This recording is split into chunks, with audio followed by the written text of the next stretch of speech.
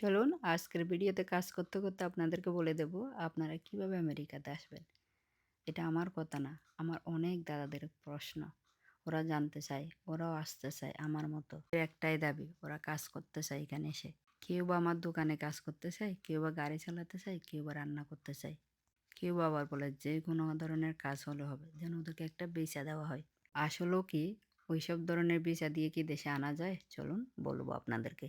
কী ধরনের ভিসাতে আপনি খুব সহজে আসতে পারবেন প্রথমে সেটা বলি। 2011 সাল পর্যন্ত ছিল একটা ডিবি লটারি। ওই লটারির মাধ্যমে যারা অ্যাপ্লাই করতো, যদি আপনি লটারি ভাগ্যক্রমে পেয়ে যান তাহলে আপনারা খুব সহজে আসতে পারেন, যদি আপনার সব ডকুমেন্ট রেডি থাকে। কিন্তু আপনারা অনেকেই জানেন বর্তমানে সব ধরনের ভিসা বন্ধ। কিন্তু বর্তমানে সব কিছু অনেকটা কঠিন। আদৌ যাদের ফ্যামিলি মেম্বার অ্যাপ্লাই করছে আদৌ ওরা আসতে পারবে কিনা তাও কিন্তু বলা বাহুল্য। গত 2-1 বছর ধরে প্রচুর স্টুডেন্ট ভিসায় মানুষ এই দেশে আসছে, এবং ওরা যদি বিবাহিত হয়ে থাকে তখন ওরা ওদের স্পাউসদেরও নিয়ে এসেছে। আর যারা বিবাহিত না তারা বিবাহ করার পর ওদের স্পাউসদের জন্য অ্যাপ্লাই করে ওদেরকে নিয়ে আসছে। অনেকে আবার মা বাবাকেও নিয়ে আসছে। আর যারা এখানে পার্মানেন্ট রেসিডেন্ট হিসেবে আসে ওরা হচ্ছে অ্যাপ্লাই করতে পারে সবার জন্য। ধরেন আমরা হচ্ছে 5 বছর পর সিটিজেনশিপ হয়ে মা বাবার জন্য অ্যাপ্লাই করছি, মা বাবা আসছে।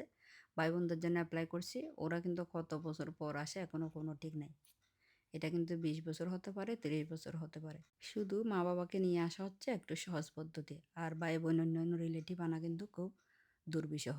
আগে ভাই বোন নিয়ে আসা এইসব প্রসেসিং অনেকটা আর্লি হতো, এখন কিন্তু খুব সহজে হয় না। আর কিছু কিছু মানুষ আছে ওরা এক ধরনের দালাল ধরে, দালালের মাধ্যমে ওরা বিভিন্ন দেশ দিয়ে ঘুরে ঘুরে এই দেশে আসে। এটা কিন্তু আমার কোনো কিছু জানা নেই এই সম্বন্ধে। তবে এটাতে অনেক টাকা লাগে এবং অনেক মাস ধরে আসতে হয় ঘুরে ঘুরে বিভিন্ন দেশ দিয়ে। কিন্তু এখানে কোনো ভিসা দিয়ে লাইক দুবাই, মস্কো অন্যান্য দেশের মধ্যে দেশে কিন্তু কাউকে আনা যায় না। তাই তাদেরকে বললাম আমি তোমাদেরকে কোনো রকমভাবে এদিক দিয়ে সাহায্য করতে পারলাম না। ধন্যবাদ।